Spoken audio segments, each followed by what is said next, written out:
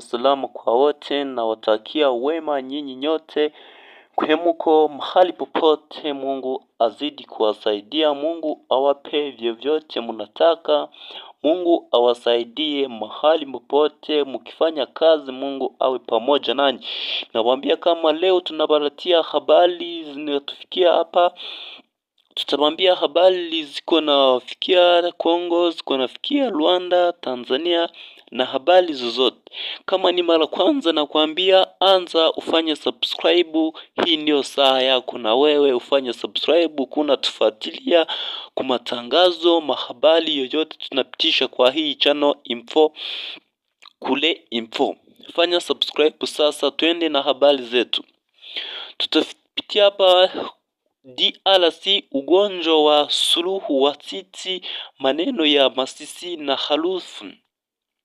Licha juhudi za mashikano yaliyo ya kijeshi na makala ya afya, sura inaondelewa Urusi, maneno ya Masisi na Urusi katika mkono wa Kivu Kaskazini. Ugonjwa huyu ndani ya watoto walio chini ya miaka 5 katika mkutano wa vurugu amasikano watu kulumu makazi yao, wapatikaji mdogo wa huduma za afya.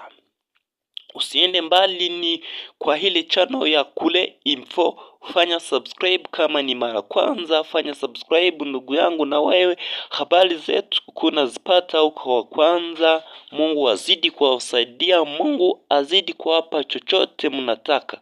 Kati ya mwezi Aprili Novemba mwaka 2015 zaidi ya wagonjwa 3,000 walitibishwa na shikano la katika walisio mapigano MF. Katika maneno hayo mawili, mafasiano ya afya, wanafanya kazi wa kinadamu wanatoka wito wa zaidi wa katika ili kutokomeza ugonjwa huu, kupigana na kule info. Fanya subscribe kama ni mara kwanza. Katika maneno ya afya ya Katoi Noktob Masisi, wagonjwa 1850